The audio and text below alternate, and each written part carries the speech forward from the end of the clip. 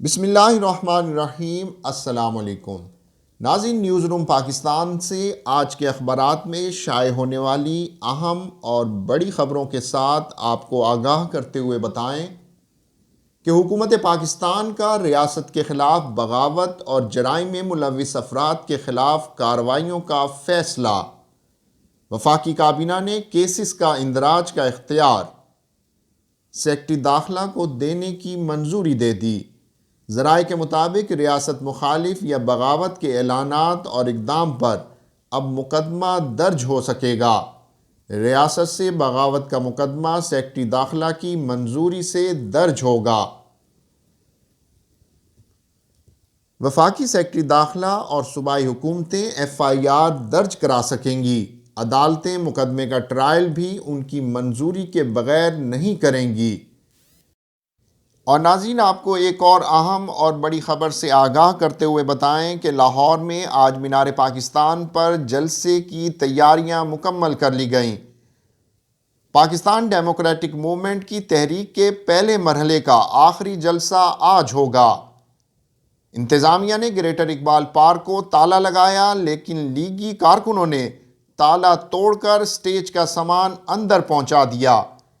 Security انصار الاسلام اور شیر جوان فورس کے سپرد کر دی گئی، جبکہ دوسری جانب حکومت کا PDM جلسے کی اجازت دینے سے انکار، رکاوٹ نہ ڈالنے کا بھی فیصلہ کر لیا۔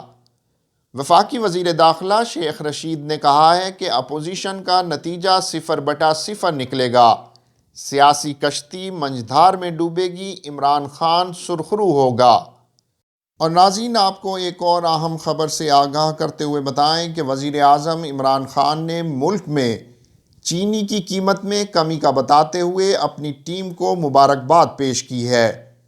سماجی رابطوں کی ویب سائٹ ٹویٹر پر ایک ٹویٹ میں وزیر اعظم نے لکھا ہے کہ ایک ماہ قبل 102 روپے کے مقابلے میں چینی آج 81 روپے فی کلو فروخت ہو رہی ہے۔ اور ناظرین، آپ کو بتائیں کہ پاک فوج کے سپاہی سالار جنرل قمر جاوید باجوہ کا کہنا ہے کہ ASF کی معیاری ٹریننگ سے ایویشن سیکیورٹی بہتر ہوگی۔ جنرل قمر جاوید باجوہ کا سندھ رینجرز ہیڈ کوارٹر کا دورہ اور بیسک ایویشن کورس کی کراچی میں 48ویں پاسنگ آؤٹ پریڈ کا بھی معائنہ کیا۔ اور ناظرین، کورونا کی صورتحال سے آگاہ کرتے ہوئے آپ کو بتائیں کہ پاکستان میں گزشتہ 24 گھنٹوں کے دوران عالمی وبا کرونا وائرس کے مزید 71 مریض انتقال کر گئے، جس کے بعد ملک بھر میں کرونا وائرس سے انتقال کرنے والے مریضوں کی کل تعداد 8724 تک پہنچ گئی ہے۔ فعال کیسز کی تعداد 45,000 سے تجاوز کر گئی۔ ملک میں 2470 مریضوں کی حالت تشویشناک۔ گوجرانوالہ میں 2 لیگی ارکان اسمبلی کے اہل خانہ میں کرونا وائرس کی تصدیق ہوئی ہے۔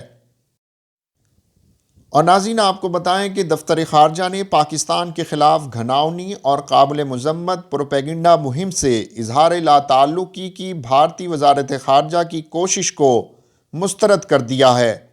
ترجمان نے کہا کہ EU ڈس انفو لیب کی رپورٹ سے بھارت کے پاکستان کے خلاف جنون میں مبتلا ہونے اور داغدار مہم چلانے کے ہمارے موقف کو مزید تقویت ملتی ہے۔ انہوں نے کہا کہ اقوام متحدہ کی انسانی حقوق کی مشینری، بالخصوص انسانی حقوق کونسل HRC پر زور دیا کہ وہ اس معاملے کا فوری نوٹس لے۔ اور ناظرین، آپ کو بتائیں کہ ایران کی حکومت نے احتجاج پر اکسانے کے الزام میں صحافی روح اللہ کو پھانسی دے دی۔ صحافی روح اللہ کئی سالوں کی جلا وطنی کے بعد وطن واپس پہنچے تھے۔ اور ناظرین، آپ کو بتائیں کہ سعودی سفیر نواف بن سعید احمد المالکی نے کہا ہے کہ پاکستان کو اپنا گھر سمجھتے ہیں۔ پاکستان اور سعودی عرب کے تعلقات 2 بھائیوں جیسے ہیں۔ ان خیالات کا اظہار سعودی سفیر نے گورنر پنجاب چودھری محمد سرور سے ملاقات کے دوران کیا۔ ملاقات کے دوران گورنر پنجاب نے دورہ سعودی عرب کی دعوت بھی قبول کر لی۔